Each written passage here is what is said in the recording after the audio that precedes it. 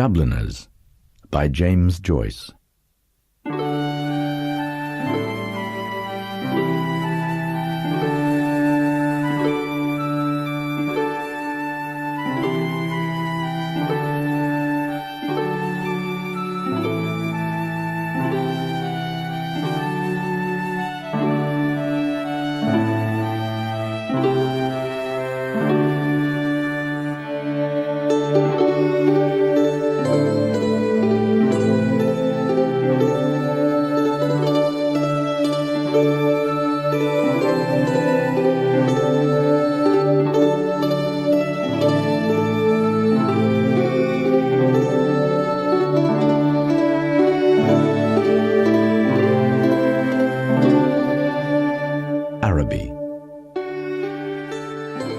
North Richmond Street, being blind, was a quiet street, except at the hour when the Christian Brothers School set the boys free.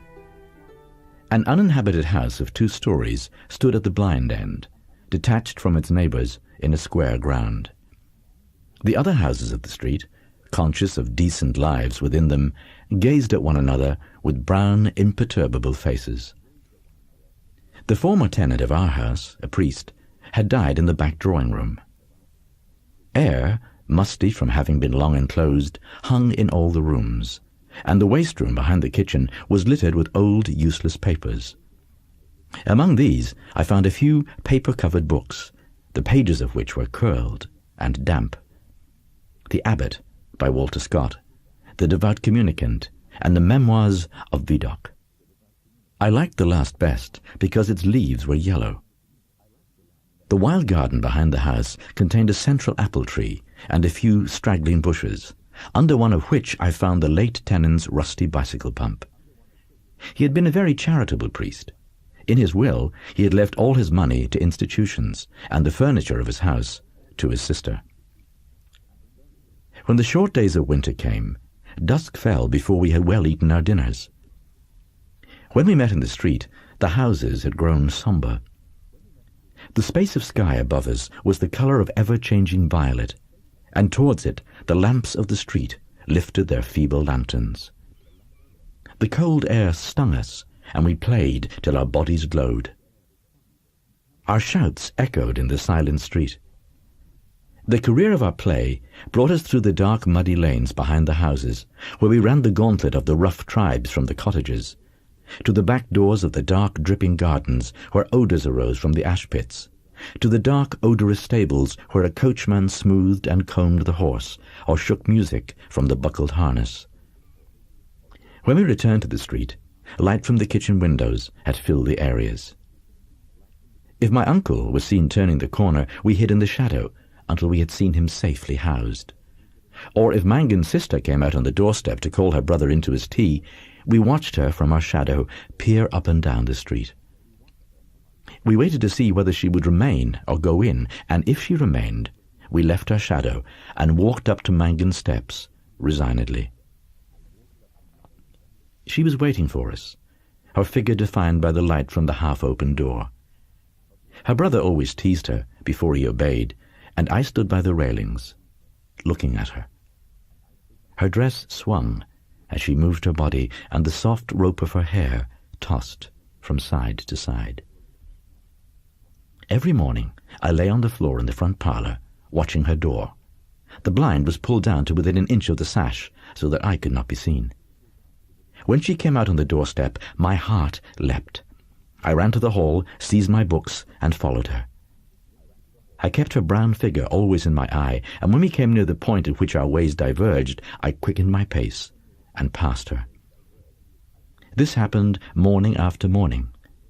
I had never spoken to her, except for a few casual words, and yet her name was like a summons to all my foolish blood. Her image accompanied me even in places the most hostile to romance. On Saturday evenings, when my aunt went marketing, I had to go to carry some of the parcels. We walked through the flaring streets, jostled by drunken men and bargaining women, amid the curses of labourers, the shrill litanies of shop boys who stood on guard by the barrels of pigs' cheeks, the nasal chanting of street singers who sang a comolia about O'Donovan Rossa, or a ballad about the troubles in our native land. These noises converged in a single sensation of life for me. I imagined that I bore my chalice safely through a throng of foes. Her name sprang to my lips at moments in strange prayers and praises which I myself did not understand. My eyes were often full of tears.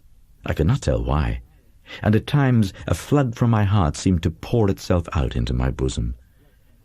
I thought little of the future. I did not know whether I would ever speak to her or not, or if I spoke to her, how I could tell her of my confused adoration. But my body was like a harp, and her words and gestures were like fingers running upon the wires. One evening, I went into the back drawing-room in which the priest had died. It was a dark, rainy evening, and there was no sound in the house. Through one of the broken panes, I heard the rain impinge upon the earth, the fine, incessant needles of water playing in the sodden beds. Some distant lamp or lighted window gleamed below me. I was thankful that I could see so little. All my senses seemed to desire to veil themselves, and feeling that I was about to slip from them, I pressed the palms of my hands together until they trembled, murmuring, "Oh, love! Oh, love!" many times. At last, she spoke to me. When she addressed the first words to me, I was so confused that I did not know what to answer. She asked me, was I going to Araby? I forgot whether I answered yes or no. It would be a splendid bazaar, she said, and she would love to go. "And why can't you?" I asked. While she spoke, she turned a silver bracelet round and round her wrist. She could not go, she said, because there would be a retreat that week in her convent. Her brother and 2 other boys were fighting for their caps, and I was alone at the railings. She held one of the spikes, bowing her head towards me. The light from the lamp opposite our door caught the white curve of her neck, lit up her hair that rested there, and, falling, lit up the hand upon the railing. It fell over one side of her dress and caught the white border of her petticoat, just visible, as she stood at ease. "It's well for you," she said. "If I go," I said, "I will bring you something." What innumerable follies laid waste my waking and sleeping thoughts after that evening. I wished to annihilate the tedious intervening days. I chafed against the work of school. At night in my bedroom and by day in the classroom, her image came between me and the page I strove to read. The syllables of the word Araby were called to me through the silence in which my soul luxuriated, and cast an Eastern enchantment over me. I asked for leave to go to the bazaar on Saturday night. My aunt was surprised and hoped it was not some Freemason affair. I answered few questions in class.